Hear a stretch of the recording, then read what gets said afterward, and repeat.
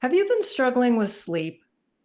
Are you having trouble falling asleep or even staying asleep? Well, first off, you're not alone with this.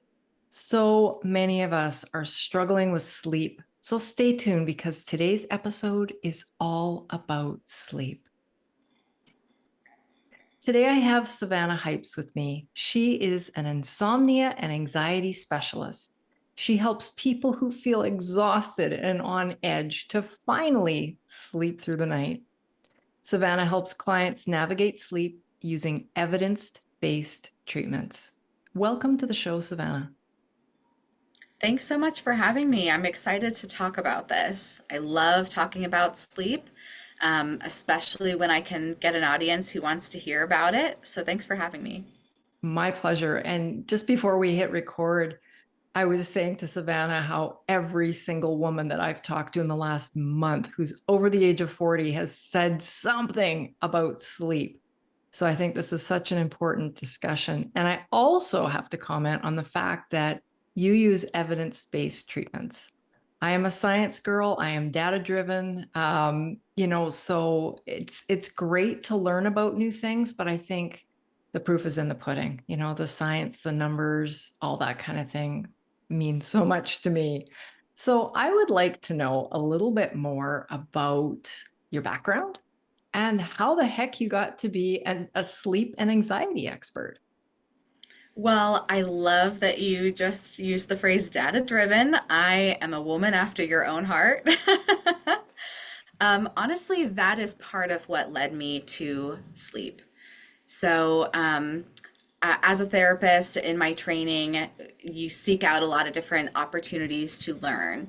And an opportunity that was really amazing that I was able to do was that I did a fellowship program with the Veterans Healthcare Administration. And I rotated in learning a lot of different evidence-based treatments in treating veterans. VA is very data driven. They're always coming out with, the newest things and doing their own research on it. So as I was in that training program, I got exposed to cognitive behavioral therapy for insomnia. And as a therapist, I love my job, but one of the hardest parts about it is that it's sometimes subjective. There are moments, when I doubt myself, there's moments when I really want to make sure that what I'm doing is going to work, and I have to hold that faith and that hope for wherever a client is at. And what's been really fantastic is that with sleep work, it is so effective and it is so quick. I now work with people for 6 to 8 sessions, and their sleep is wildly different in that short amount of time. I still do longer term work with people around anxiety or trauma or other things going on, but for my data driven heart who likes to use things that I know for certain is the most effective treatment out there for a certain concern, it's really exciting to me to do cognitive behavioral therapy for insomnia.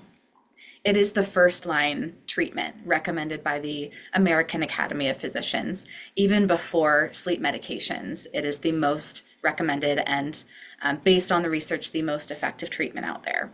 So that's kind of how I got into it, as I was doing research and learning with the VA and got exposed to that. And as soon as I realized how immediately effective it is, I just decided this is where I want to be. So I've just continued doing that work. I have to say, I am a little bit surprised to hear that the effectiveness of cognitive behavioral therapy outweighs the effectiveness of, let's say, a prescribed sleeping pill. Hmm. I I am know. absolutely shocked. I am so eager to learn more. Just for any of our listeners who aren't familiar with my story, we lost our 17-year-old daughter in a car accident. It's coming up actually on 9 years. And I'm embarrassed to say that I have been sleeping pill dependent that time. I mean, I'm down to an eighth. Like my husband, as a pharmacist, says, I'm not sure you're actually getting any dose in the eighth of the pill. But anyway, I would love to get off those dang things. So I am so excited to learn more. Can you tell us what sleep work means? Yes, that's a great question. So, what I do is called behavioral sleep medicine. So, basically, I'm not a prescriber, I'm not prescribing medications, and I'm not a doctor. So, I'm not evaluating your neurological status. But I'm a behavioral sleep medicine provider, meaning that I'm assessing your sleep thoroughly and then I'm recommending the potential behavioral interventions that could help you sleep better, sleep deeper, sleep longer, sleep more effectively. Um, it requires a lot of collaboration with the other kinds of sleep providers. So typically, when people come to see me, either they're considering a sleep medication or they've been on one and they're trying to get off of it, but they're really afraid, which makes total sense, especially when you've been struggling and you know how miserable it is to not be able to sleep. It's really terrifying to consider getting off of a medication. So I collaborate very closely with the prescriber to help the person taper down as we are using these behavioral changes to reset your brain's association with sleep and to reset your body's patterns, reset your circadian rhythm, and help your body be in the best position to sleep well. So that requires a lot of behavioral change and a lot of change in your thinking. And it also requires close collaboration with those medical or prescribers. That makes a lot of sense. I'll try and condense the story, but long story short, last summer, I went to see a nurse practitioner who specializes in women's health, particularly midlife. And I remember the tears running down my face and just, you know, for that reason, saying that that was the first time I felt seen as a woman. On all of the issues, and that those issues weren't poo-pooed. Oh, it's just you're just getting older, and some of these things we hear. Um, but one of the things that she was adamant about, like stern, like got mad at me, she said, "You've been taking a sleeping pill for how long? Do you know the direct correlation between long-term use and increased dementia, Alzheimer's, and all these neurocognitive disorders and issues that you can have later on?" And scared the bejesus out of me, honestly. And she said, "You need to get off these things right now." So I did what I was told. And, you know, as I said before we hit recording, or maybe earlier, I'm married to a pharmacist, smart dude, and even he said, "Okay, Lisa, you need to taper very slowly. You've been on these a long time. You're not going to be able to get off them next week." So I took a month. Even at that time, I think I was only taking a quarter of a sleeping pill, but it took me, I gave myself a month and I wasn't sleeping. So I went to see my GP in tears and gave her my story. And she said, "You need to taper longer than a month." So I took a full year and I'm still tapering. But yeah, and I'm sure that there are some underlying things, fears, maybe preconceived notions that may not be true, all kinds of things that are maybe preventing me from getting to that point where I don't need the dang things. But then there's the hormones of midlife. Can the cognitive behavioral therapy actually offset those darn hormones? And what is Mm. menopausal insomnia? So before I answer that question, I had a thought about what you were describing with I'm getting off this medication and I'm sure there's some other stuff kind of connecting. And I want to put words to that because so many people experience this. And sometimes I even get people who call me and say, "Do I need to go to a rehab program because I'm addicted to the sleeping pill?" And what it is, it's not an addiction, but it is a psychological dependence. We put so much stock in this thing to keep us safe because we perceive not sleeping as extremely unsafe. It creates so much fear, the idea of not sleeping. And when you try and taper on your own, of course you can do it, but all of those internal concerns and beliefs serve to increase your fear And the more you lean into those and worry about them and they're kind of floating around unresolved, it can make it really difficult to get off that medication and trust your body to adjust and do its job to help you sleep. And that's why working with a behavioral sleep provider can be so effective during that process because they're going to help you challenge your thinking around the medication and around what you're experiencing day to day. And they're going to help you poke holes in some of those beliefs. A lot of people I talk with, the research shows us that after you take a sleeping medication for a certain amount of time, the results, the benefits of it tend to go down, and you tend to be sleeping the same as if you had not even started taking that medication to begin with. And yet you're on the same dose. So really, it starts not serving a purpose for you anymore. But there's this idea that because I took it tonight, I feel like I've done something to help myself. I feel like I'm having some kind of support and authoring some kind of control over my situation. And that creates a sense of security and a sense of safety. And it's really that false sense of security that is helping us sleep. It's not really the medication anymore. And when we decrease that medication, our sense of security wavers and goes away. But really it didn't need to. Like that was false to begin with. So it's refostering a sense of security and safety about your own body's ability to sleep that we do during cognitive behavioral therapy for insomnia. So we are making physical changes to your sleep and your sleep patterns, but we're also really adjusting what you're noticing about your sleep, how you're thinking about it, and where you're putting the responsibility of your sleep. Like when you see a change, are you thinking, oh, it's because I didn't take my med last night? Or is it, oh, it's because I took an hour nap yesterday because I was exhausted and I wasn't able to make it through the day? Really, that might have been the thing that caused the problem with your sleep. But your brain says, no, it was that pill. So it's a lot of stuff, like you were saying. Yeah, I took us down a little side hole there because I felt like that was important to talk about. So No, you had fantastic. mentioned, any thoughts on that before we jump into menopause? No, I was just going to say that is fantastic information. And I am a big believer in mindset and, reframing our thoughts sometimes, like even with grief, you know, we, yeah, we get all this chatter going on upstairs in our brain. It's not always accurate. So I find that fascinating that you brought that up about sleep. Thank you so much for bringing that up. But yeah, let's jump into those hormones and how those little buggers can really mess things up. Mm-hmm. So hormones are pretty cool. Um, Estrogen is both progesterone and estrogen are very protective for us. They do a lot outside of just what we think that they do.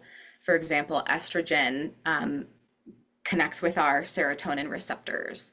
So it kind of acts as a natural antidepressant, which, when we have a baby and we have such a sudden drop all of a sudden of lack of estrogen, that's why the baby blues come up. That's where that postpartum depression comes from, is because that hormone dropped very suddenly. And the same thing can happen with menopause. Suddenly, our body's not secreting as much of that hormone as it used to. So we're noticing changes in our mood. We're not getting that dopamine boost that we usually did from that hormone. So that's a big part of what changes. And our mood is very concretely connected to our sleep. When we're not feeling as well and we start to worry about the next day, that's going to keep us awake at night. When we start to have all those concerns and create that physical tension in our body, that creates a disruption in our sleep. So those mood swings have a big impact there. The progesterone actually also serves a protective function in that it creates a lot of muscle tone, it's like muscle strength. And when that goes down, we have some muscle weakness. And particularly, this is relevant for obstructive sleep apnea. Obstructive sleep apnea is a breathing related condition where while we're asleep, we either stop breathing or we have pauses in our breathing or we're getting less oxygen than we need. And when that happens, it puts a lot of stress on our heart, it puts a lot of stress on our brain. There's a lot of long-term damage that that does to our heart when we don't get it treated. So typically, once that's diagnosed, you treat it with something like a CPAP machine, which creates oxygen flow and forces you to keep breathing while you're sleeping. But the way menopause relates to this is that for most age groups of men and women, men have higher rates of obstructive sleep apnea. However, when women reach menopausal age, it flips and women have higher rates of obstructive sleep apnea because the progesterone drops, and that means we start to have muscle weakness, specifically in our throat and all of the organs that are in there creating breathing while we're asleep. So we have more times during the night where those areas are weaker and we're not getting all the oxygen that we need. So those are some ways that those hormones are really impacted in sleep in a number of different ways as we age. And it does tend to even out. So once we're in postmenopause, we kind of adjust a little bit better, and the rates of obstructive sleep apnea in women come back up to equal with men. But it takes a while, right? I mean, not all women hit perimenopause at the same time. It lasts a completely different amount of time for everyone. And people experience vastly different things in perimenopause, menopause, and postmenopause. It's not a universal experience. So this is something that you have to learn how to deal with as it's coming and as you're experiencing it, with the knowledge of, okay, so this is what's happening to me, and it makes sense that I'm experiencing blank, blank, blank. Mhm. So you said the leveling out that was one of my questions for you. Can you give us a ballpark idea? Like, is it like within 5 years of hitting that magic moment of menopause, or is it 10, 15? I don't have the updated stats on that. Um, I don't want to spitball something for you, but I think it's just so different for each person. Um, yeah, most people have just a vastly different experience, so it's hard to put numbers on it. But I know you mentioned earlier, does cognitive behavioral therapy for insomnia work on menopausal insomnia, which is when we're having sleep difficulty related to the changes that are coming via menopause? And I think it does. I have seen it be effective for that. And what happens is that everybody has a different stressor or cause of their sleep disruption. For some people, it's anxiety. For some people, it's poor habits, like their schedule is very inconsistent. And so their body isn't in a solid 24-hour rhythm or circadian rhythm. Their biological clock is confused, doesn't know what time it is, doesn't know when to tell them to get sleepy or be alert. For other people, it's a sudden change, like the death of a loved one, a traumatic experience, or just a new job or a new baby. It could be a happy stressor. But for everyone, something causes us to go into this difficulty with sleeping, and that's normal. That's going to happen for every single human on the planet. You're never going to be a perfect sleeper for however many years that you're here. You're going to have disruption and you're going to have difficulty. But what happens is that usually that stressor goes down eventually. We're not usually in a chronic state, or at least we shouldn't be, in a chronic state of stress or something disrupting our sleep. Usually that thing will go down. The baby will learn to sleep. We will adjust to the new job. Our cold will get better, whatever it was will resolve. But we have started taking on new patterns to adjust to that sleep difficulty while it was here. For example, we might start napping or sleeping in because we're thinking, oh, I'm so sleep deprived, I need to get more rest. Maybe we start increasing our caffeine use. Maybe we start obsessing about how much sleep we're getting. Maybe it's a mental activity that we're doing that is contributing to our sleep loss. So, whatever it is that we change about how we respond to our sleep loss, we do it so that we can feel more rested or feel more in control of our sleep, but it tends to have the opposite effect. It tends to actually extend the problem and make it continue, as opposed to resolving when it naturally would when that stressor resolves. So with menopause in particular, what we look at is some of the primary things causing the problem is those vasomotor symptoms, hot flashes, feeling like lots of heat and cold back and forth, sensitivity to waking up more frequently because those hormones have gone down, so we're not quite sleeping as deep, we're waking up more frequently. And what we want to do is respond to those by not fighting against them, but finding ways that we can help ourselves through them. For example, saying, I expect that this might happen for me. Why don't I set out a clean pair of pajamas every night so that if I wake up covered in sweat and I feel gross and I'm like, how am I going to fall back asleep all wet? I can just wake up and change and then go back to sleep. So that we're not really fighting it, we're experiencing it, we're allowing it to be there, and we're responding in an appropriate way. I love that you said it that way. I think just about everything in life gets a little bit easier when we change that frame. We're not fighting it, right? It's wrong. It's bad, rather than let's explore this. Let's experience this. Bring it on. I'm ready for you, whatever it may be. Let's switch gears here for a second, since we've kind of started going down this road anyway. Um, and Mm. let's maybe talk to the point of grief. I know we've touched on that a little bit today, just based on my own experiences. Um, a lot of the grieving moms that I've talked to on my own journey, it seems like we fall into one of two camps: either can't sleep like me, or cannot stop sleeping. And Mm. I've also encountered a number of grieving moms who swear by a couple glasses of wine at night.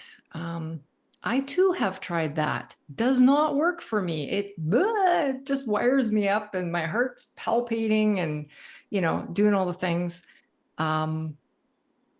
With grief, do we have to be careful, or any woman really, do we have to be careful of home remedies, or some of these things that could be making our insomnia worse? That's a great question. And I think for any person, that is a relevant question of asking myself, yes, this is very distressing to me that I'm having trouble sleeping. What have I been doing to try and escape that? And has that been effective? And will that be effective long term versus is it effective right now? For example, if I'm exhausted and I decide I'm too tired to function as a human, so I'm going to cancel those plans that I had with my friends on Saturday because I don't want to show up as a zombie. I can't do it. And I think that that's going to help me and it feels better in the moment to lay on the couch, to watch some TV, to feel like I'm resting, and rest is important. But when I find myself in a pattern of doing that, it actually is getting in the way of things for me. It's going to make my sleep worse. And part of the reason for that is that our brain regulates sleep on its own. Unless something has gotten in its way, we really don't have to do anything to regulate it. Our brain knows what it's doing. Part of what it knows to do is that it has a sleep drive. So just like we have a drive for hunger, we get hungry, our body gives us signals and cues saying you need to go eat something. We eat something, we feel full, we know that we don't need to keep eating, so we stop. Those are natural cues that we have. And the same thing happens with sleep. Our brain has a drive for sleep. It tells us when to go to sleep and when to get up and be alert. Sometimes we take that into our own hands and say, I'm too sleepy, so I'm going to go to sleep now. And that actually depletes our drive for sleep. So if you stay home from that outing with your friends and you lay on the couch or you take a nap or you sleep in longer or you avoid going to that morning exercise class you had planned because you don't want to get out of bed yet, your sleep drive goes down. It's like you had a big snack before dinner. And so then dinner comes and you're not so hungry. Maybe you're like, okay, I'll sit down, I'll start eating, but like I can't finish my plate because I just ate like an hour ago. Same thing happens at night. You get in bed, you're not you're tired, but you're not totally zonked. You get in bed anyway, you sleep for a few hours, and then 3 a.m. comes and you're wide awake because you had a snack of sleep earlier in the day and your hunger for sleep wasn't high enough when you went to bed. So our brain knows how to regulate all of this, but in our attempt to escape the sensations of tiredness during the day, we tend to put a chink in the process. Would like having an afternoon coffee or something fall into that category as well, or we just got to get through that meeting and oh man, I need something to help me? hmm That's another thing that changes as we age is we metabolize caffeine more slowly, and we metabolize medications more slowly as we age. So I generally recommend people not consume caffeine within 10 hours of when they plan to go to bed, which for most people means they're not drinking caffeine after noon or 1. As people age, so in the 75 plus range, I'm recommending they're not drinking caffeine for longer, within 12 hours of when they're going to bed, because their body takes a lot longer to metabolize that. And how caffeine works is that it mutes the drive for sleep. So that drive for sleep I talked about is actually a chemical that builds up in our brain, and caffeine mutes the effects of that, which is why we have caffeine later in the afternoon in order to get through the day, in order to escape the sensations of sleepiness. And we actually cause ourselves to not be sleepy when the time comes that we want to be sleepy. So if I'm hearing you correctly, if we're having a really tired day, it's better just to keep going. No naps, no caffeine, no kind of stimulants. And even though alcohol is technically a depressant, that tends to bite most of us in the butt. So just get through the day tired. And I also suspect, but I don't want to put words in your mouth, that you have a few words probably to say about good sleep hygiene. Do you want to talk to that a little bit? Yeah, so you're right on the money with that idea, which maybe sounds like I hate you and I want you to be miserable. If I'm telling you just push through the day, I'm not wanting you to be miserable. However, what I've seen over and over and over again is that if we continue to build up our sleep drive, even when we're feeling tired, by not, cutting it down via caffeine, via naps, via sleeping longer than we usually do in the morning, um, it continues to build our sleep drive higher, and the next night it's in the perfect spot for us to sleep deeply and long. Sometimes it takes a while of us getting into that pattern for it to build up and be really strong. So part of even cognitive behavioral therapy for insomnia is learning about why our brain does this so that we recognize, oh, yeah, it makes sense that I probably shouldn't do these things if it's getting in the way of my sleep. And then getting support around, okay, how do I keep myself up and going instead of crashing so that in a couple of days, my body will be able to sleep hard and deep.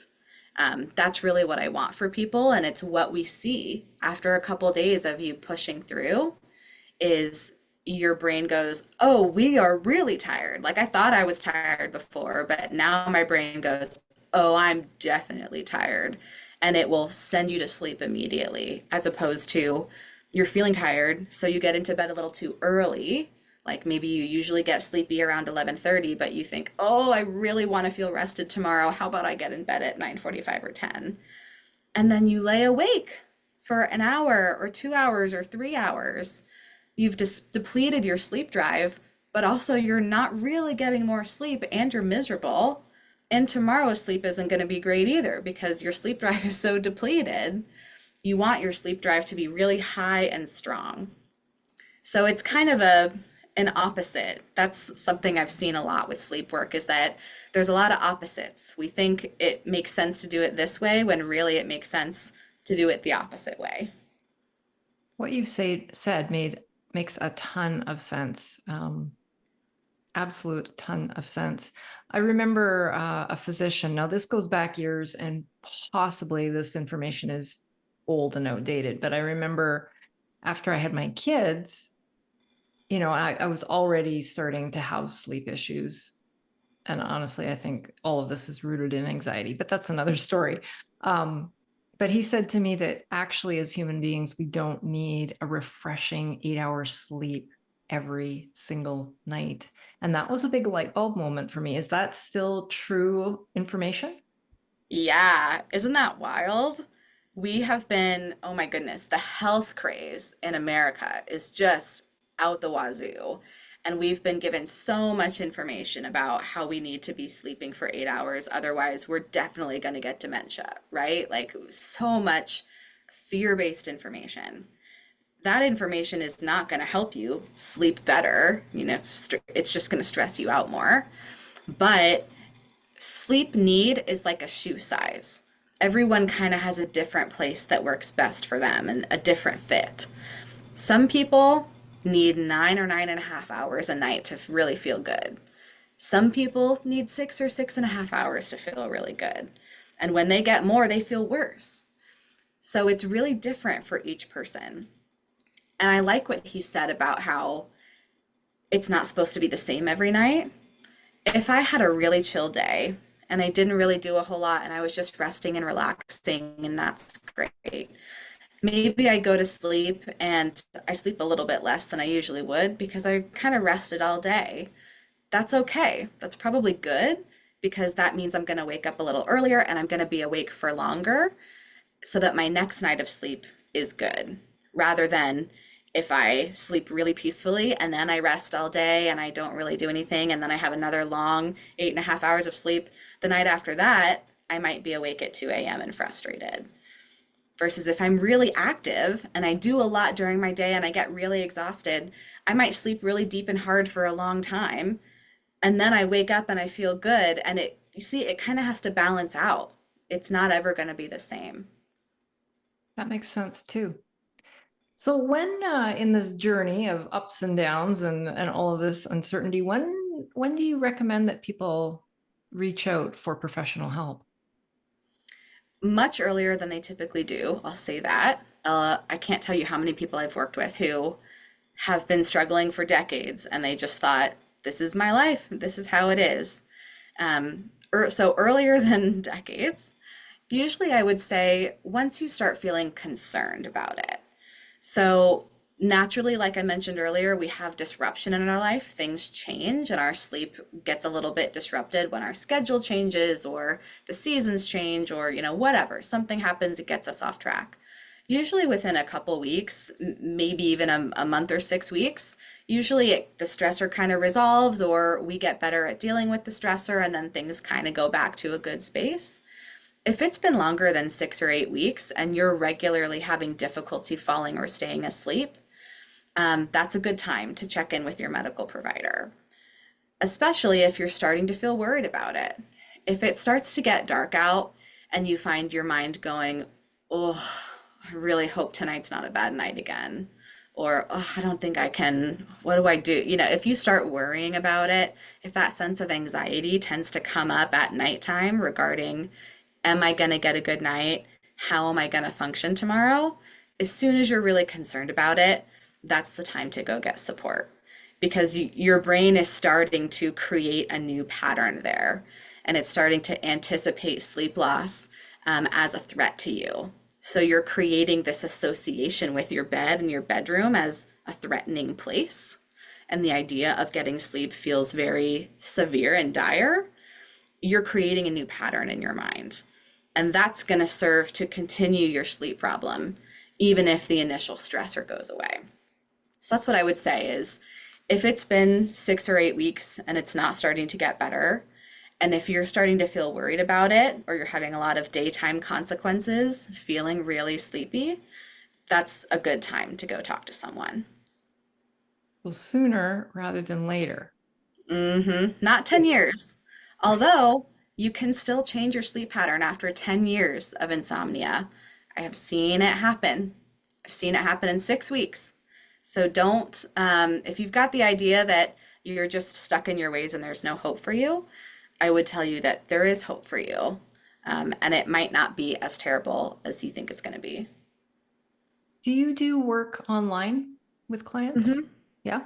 So, Yeah, so I see clients in person in the Orlando area and online across Florida and New York. and soon to be New Jersey as well. Okay. And internationally, as long as they can connect on your timeline? I don't at the moment. There's a little bit of a fight between clinical work and coaching. And clinical work is very dependent on the state you're in. So I practice under a clinical license, and I have that license in particular states. Coaching is a little bit different. There are certainly great merits to it, but it's a little bit different than clinical work. Some of the work is the same, but some of it's different, and the laws and regulations around it are different. So I currently do not offer coaching, which means I can only provide services to people who are located in the states that I am clinically licensed in. Okay, excellent. I know that there are going to be lots of people looking for your information online because they'll want to know more. Where is the best place for people to find you? They can go to my website, which is www.savannahhypeslcsw.com. That's my license, licensed clinical social worker. And my last name is spelled Hipes.